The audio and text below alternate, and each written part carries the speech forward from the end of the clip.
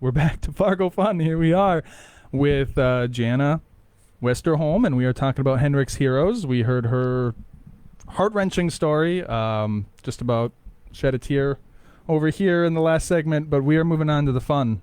We're going to talk about Henrik's Heroes and the event that you have coming up here. So thanks for joining us, Janna, and tell us what's coming up, what's going on. All right, so Friday, September, it marks the beginning of September is National Childhood Cancer Awareness Month. And that's when we hold our event called the Golden Stars Gala.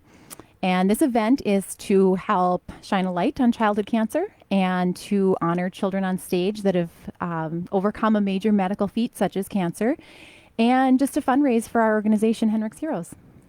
And so where is this, and how can people find out more about it? Like Yeah, so it's at the beautiful new Brewhalla.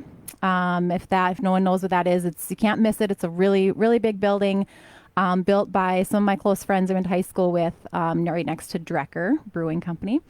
And so it's going to be at Brewhalla on September 7th, which is next Thursday.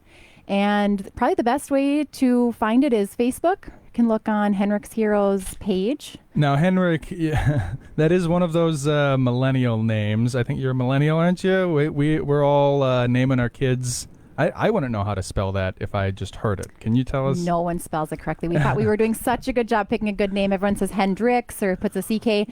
But a lot of the families that I know spell it the way we spell it. It's Henrik. Okay. Yeah. And you were mentioning that everybody's got kind of unique names these days. Do you feel like Henrik is a really unique name, or you feel like that's just an old-fashioned? I don't know. It's kind of interesting. My husband and I, and not to say he's named after somebody, famous or whatever, but we always, my husband's favorite hockey player was Henrik Zetterberg.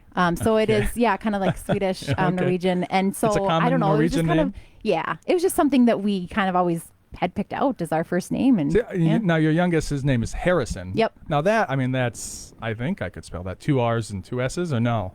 1 S. Oh, no. Yeah, well, Harry, of course. think Harry. Yeah. 2 R's, 1 S. No, that makes sense. Anyway, spelling is hard, and this is an audio medium. So you go to Facebook, and you just type in Henrik,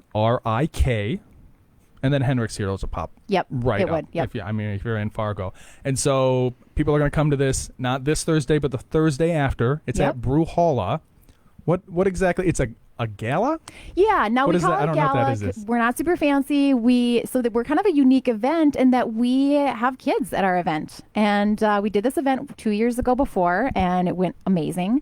But we do everything with the idea that children are first, children are precious, they're our priority.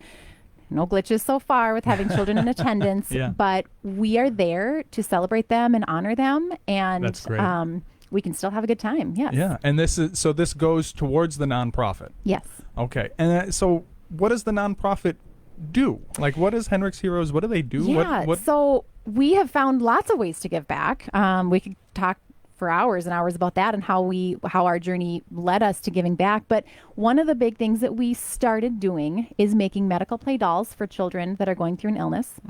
Whether it has a port in it for cancer, or it has like a G-tube or an ostomy, whatever the child is going through, or they just have like a big old scar on their belly from whatever surgery they went through, we make medical play a doll dolls. that looks like them and that's gone through what they've gone through. Yes, so they can in more of a medical sense than just like, in a hair color or whatever. Yeah.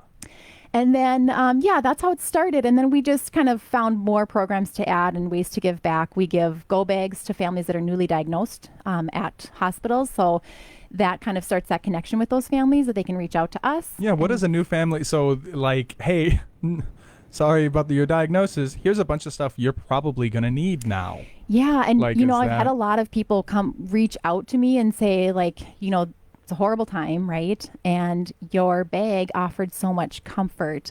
There's books in there. There's things for parent and child.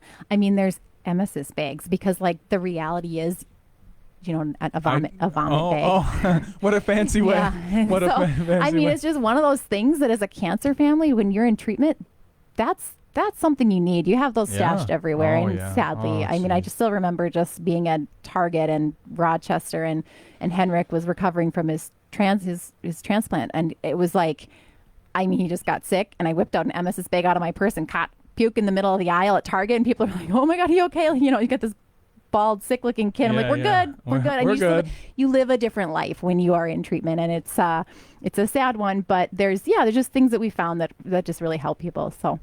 Then we give toys to the hospital, and we make craft boxes, and then we offer wish gifts to kids that are going through treatment. There's just a lot of things during treatment, especially like at a 4-year-old's age, that were so helpful when you're stuck in the hospital all day long. You're at long all-day clinic visits, or a lot of these families are traveling, whether it's an electronic device or maybe just like a little celebration trip when they're kind of completed. But it's just a smaller gift that that just brings them joy during their time. There's a lot of nonprofits in Fargo, and there's a lot of people doing a lot of good work and a lot of things. I don't know if I can imagine a more noble cause. I mean, there's nothing worse than watching your child, and having to go through that. Yeah. And so I'm absolutely moved by what you guys are doing. This gala sounds amazing. So you walk into Brewhalla, kids are welcome. Yeah. So it's so hard to find events to bring your kid. When you have kids, you want to go out, you want to have a good time, but kids can be kind of a little wild.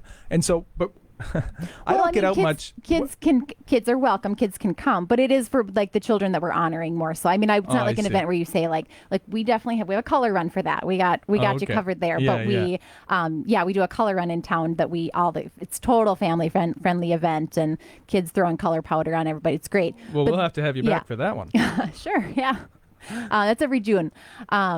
Raina, John, our common friend here, she doused me. I was so colorful this year. I think I just had it everywhere, and it took a little bit to get out. I looked great. I don't get out much. What is a gala? I mean, I don't even know. What is a gala? Well, I don't know. I don't know. It's something. It's an event you can dress up to. You can be as dressy as you want. This is dressy. This is a set. You want to get a tux or no? Not It just kind of goes with the flow. The Golden Gala. So we just kind of like pick that. But no, it's just we're semi-formal. I mean, I'm putting my boys getting them dressed up because there's always a fun reason to get dressed up. And do they wear like a little tux? Little boys in a little tux? Little suit coats, But do you have a bow tie? Bow ties are in.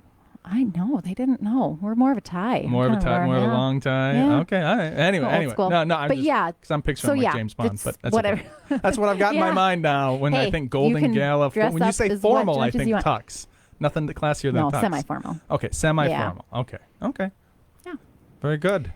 So go find that on Facebook. If you just find Henrik's Heroes, which we should all be doing, and just like that, the event is right there. You can't miss it. Yep. That is coming up, not this Thursday, but the Thursday after. Anything else you want to say about it, or anything else you want to plug before we move on? Well, if anyone's listening today, we are going to offer a discount, $10 off tickets. We are selling tickets pretty much right up until the end. There's not a lot left, but we love a full house. So you're offering $10 off. Yeah. For using a coupon code. Your coupon code. My coupon code that Fargo you can get 5. right here. Yep. Fargo 5. All one word. All one word. You just type in Fargo 5. You're going to get $10 off. Although I don't know why you'd want to use it, because an event like this, you should just be giving as much money as possible. We have a pretty amazing silent auction going. I mean, the stuff so take the $10 off, but then go give it back during the silent auction. It is. What kind of items are in the silent auction?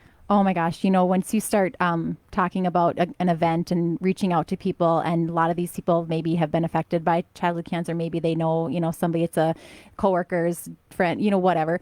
Lots of stuff. I just picked up a really amazing artwork piece from Heat Transfer Warehouse. It's got, look great in this place. It's got the Fargo downtown. It's kind of like a painting, or I'm not so good with my art, but pretty amazing piece. Yeah, and just people are pretty generous, but we'll really look forward to that. Go check it out. Go find it on Facebook. Next, we've got The Score with Stronger. We'll be back with Fargo FAQ. Don't go nowhere.